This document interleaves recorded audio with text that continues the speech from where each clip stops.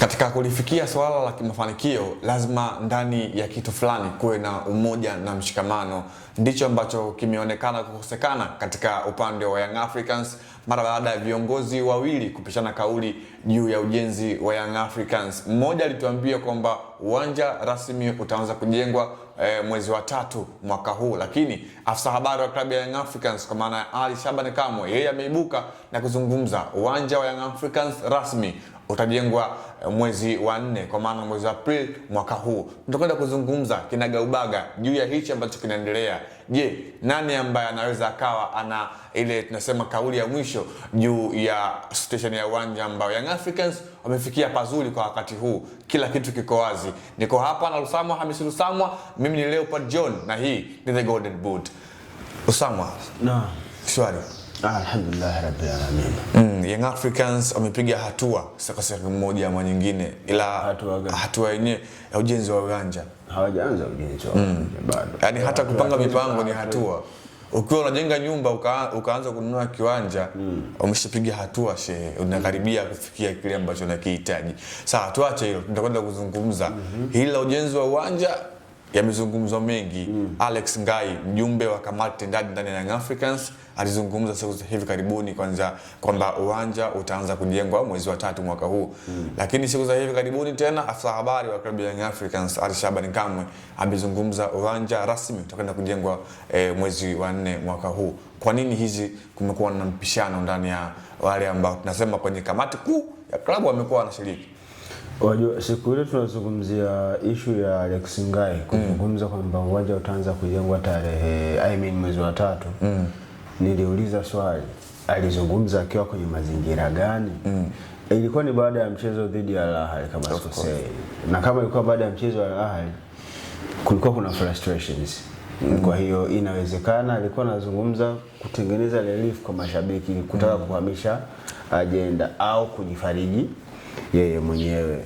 Na nikasema Alex Ngai sio msemaji wa klabu ya Young Africans. Nikaainisha ambao wana haki ya kuzungumza jambo lolote lile la kimaendeleo la Young Africans au hata ambalo si la kimaendeleo lakini inahusu Young Africans moja kwa moja.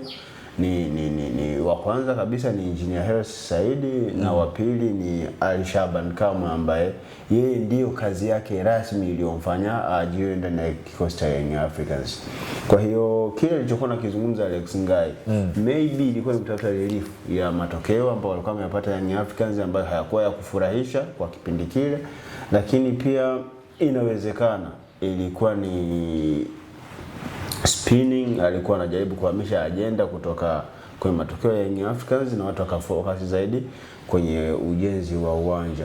Lakini na mimi naingia kwenye boti la wale wanaoamini ipo siku uwanja wa Young Africans utajengwa. Inaweza si leo, sio ipo siku, mikakati ipo, tunakwenda kuamini. Narudia tena, nakubaliana na wale wanaosema uwanja wa Young Africans ipo siku utajengwa. Yani inaweza si leo, inaweza si mwezi wa 4, inaweza si mwaka huu, lakini ipo siku uwanja wa Young Africans utajengwa kwa sababu kama walivyosema tayari eneo wanalo, si ndio? Kama walivyotuambia na baadhi ya watu wameshakubaliana na hilo jambo kwamba ilifanyika bid ya wazi, si ndio? Na GSM walishinda na nilisema atakayekuja kushinda ni GSM. Of course. Kwa hiyo ni vitu ambavyo vipo vimeshakuwa processed, viko processed. Na kama tuko processed, jambo lolote linaweza likatokea. Lakini hakuna ulazima wa kuanza kuongopeana sasa. Twende taratibu. Yaani hakuna sababu ya kututajia mwezi. Hakuna sababu ya kututajia siku ikiwa hata ramani hauna. Yaani sawa una ardhi na mjenzi ameshakuja kwamba nitajenga. Lakini haujakaa na mjenzi akakwambia nitaanza kujenga lini. Hajakwambia hicho kitu. Wewe mwenyewe ambaye unayetaka kujengewa hata ramani hauna. Inabidi ukae na mjenzi, mratibu ramani iweje ndipo mkubaliane. Lakini kwa sababu ni eneo ambalo litahusisha vitu vingi, ni lazima mkubaliane tutaweka nini na nini. Ni nani atakuwa mnufaika. Kwa hiyo bado kuna vitu vingi sana, yani kuna processes nyingi sana ambazo zitahitaji masuala ya kisheria.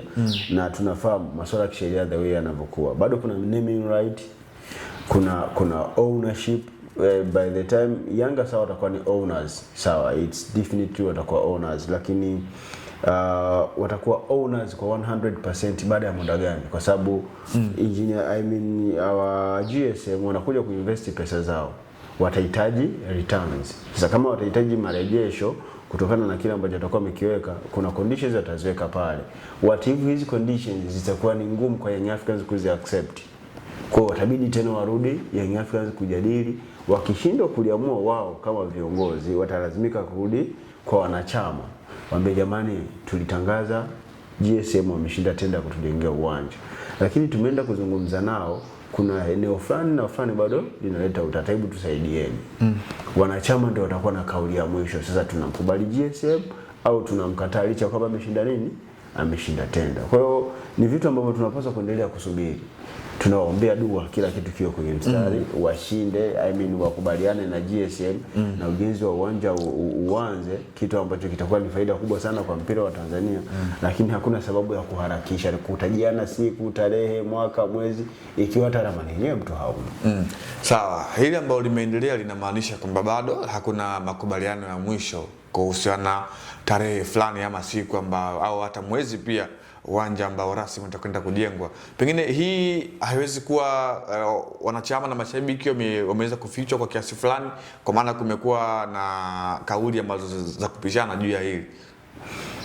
Ni hivi kitu kimoja. I think uongozi wa Engineer Hersi umebakiza mwaka mmoja. So it's not a mistake kama nikisema ni build up kuelekea kwenye uchaguzi mkuu wa Young Africans. Inawezekana kilichofanyika sasa hivi malengo ni bomu litakalolipuka wakati wa nini, wa mchakato wa uchaguzi, au ni kinga kuelekea kwenye mchakato wa uchaguzi.